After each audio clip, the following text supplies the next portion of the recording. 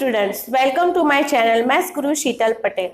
Last time આપણે પ્રાકૃતિક સંખ્યાઓ, પૂર્ણ સંખ્યાઓ, પૂર્ણાંક સંખ્યાઓ અને સમય સંખ્યાઓ વિશે જાણકારી મેળવી હતી. હવે આ લેક્ચરની અંદર આપણે આ સંખ્યાઓના ગુણધર્મો વિશે જોવાના છીએ. તો શરૂ કરીશું. સંખ્યાઓના ગુણધર્મો. એમાં પહેલો ગુણધર્મ છે સમૃદ્ધતાનો ગુણધર્મ, જેમાં આપણે સૌપ્રથમ પૂર્ણ સંખ્યાઓના સમૃદ્ધતા વિશે જાણકારી મેળવીશું. પૂર્ણ સંખ્યાઓની સમૃદ્ધતા ચેક કરવા માટે સૌપ્રથમ આપણે સરવાળો, બાદબાકી, ગુણાકાર અને ભાગાકાર આ ચારે ચાર પ્રક્રિયાઓ સમૃદ્ધ છે કે નહીં એ આપણે ચેક કરીશું. તો સૌપ્રથમ સરવાળો. તો કોઈ પણ બે પૂર્ણ સંખ્યાઓ મેં લીધી છે 4 અને 7 અને એ બંનેનો મેં સરવાળો કર્યો છે. તો 4 + 7 આન્સર કેટલો આવશે? 11. 11 એ પૂર્ણ સંખ્યા છે કે નહીં? તો હા, પૂર્ણ સંખ્યા છે.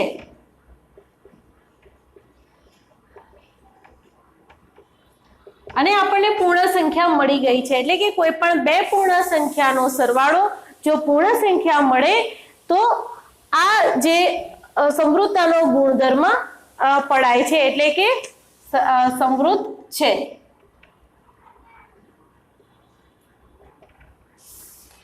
બાદબાકી માટે જોઈએ તો અહીં બે સંખ્યાઓ લીધી છે 4 અને 7 અને બંનેની બાદબાકી કરી છે. 4 - 7 તો આન્સર આવશે -3. તો -3 એ પૂર્ણ સંખ્યા છે કે નહીં?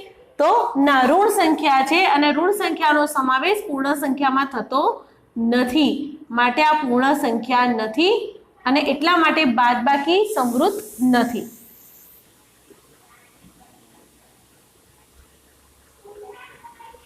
એના પછી ગુણાકાર જોઈશું. ગુણાકાર માટે બે પૂર્ણ સંખ્યાઓ લીધી છે 0 અને 4 અને બંનેનો ગુણાકાર કર્યો છે. 0 સાથે કોઈ પણ સંખ્યાનો ગુણાકાર કરતા આન્સર આવશે 0. તો 0 નો પૂર્ણ સંખ્યામાં સમાવેશ થાય છે, તો હા, પૂર્ણ સંખ્યા છે.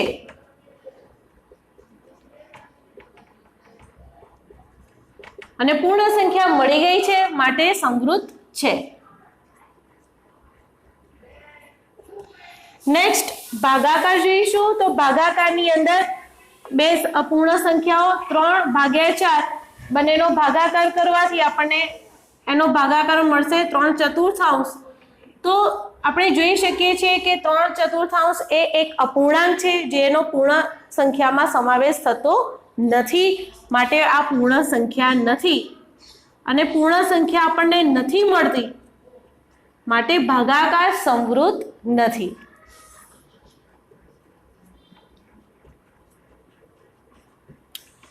હવે આગળ જોઈશું પૂર્ણાંક સંખ્યાઓ માટે સમૃદ્ધતા આપણે ચેક કરીશું. તો પૂર્ણાંક સંખ્યાઓ માટે કોઈ પણ બે પૂર્ણાંક સંખ્યાઓ લઈ લઈએ. ધારો કે મારી પાસે છે 3 અને -2 અને આ બંનેનો આપણે સરવાળો કરીએ. તો 3 + -2 તો જવાબ આવશે +- એટલે 3 - 2 એટલે 1 આવશે. તો 1 એ પૂર્ણાંક સંખ્યા છે. તો પૂર્ણાંક સંખ્યા આપણને મળી ગઈ છે.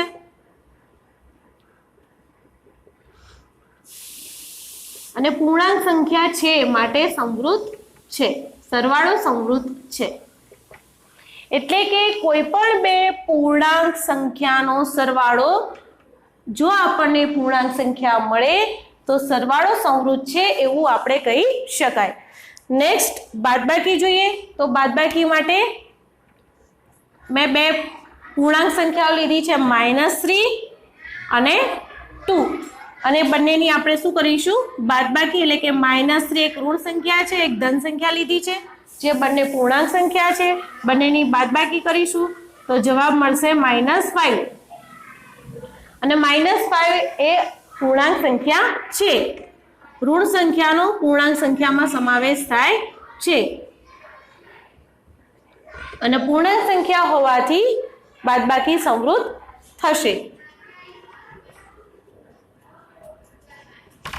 નેક્સ્ટ જોઈએ ગુણાકાર. તો ગુણાકાર માટે બે સંખ્યાઓ લઈ લઈએ. -3 × 2 તો 3 × 6 પણ કેવા આવશે? -6. ફરીથી ઋણ સંખ્યાનો સમાવેશ પૂર્ણાંક સંખ્યામાં થાય છે, માટે પૂર્ણાંક સંખ્યા છે અને પૂર્ણાંક સંખ્યા મળી ગઈ છે માટે ગુણાકાર સમૃદ્ધ છે. નેક્સ્ટ જોઈએ ભાગાકાર. તો ભાગાકારની અંદર આપણે બે સંખ્યાઓ લઈ લઈએ, જેની અંદર આપણે લઈ લઈશું -3 ભાગ્યા 2, જેનો જવાબ આવશે -3/2. એટલે કે જે આ એક અપૂર્ણાંક સંખ્યા છે, ઋણ અપૂર્ણાંક છે, જેનો સમાવેશ પૂર્ણાંક સંખ્યામાં થતો નથી, તો પૂર્ણાંક સંખ્યા નથી અને એટલા માટે ભાગાકાર સમૃદ્ધ નથી.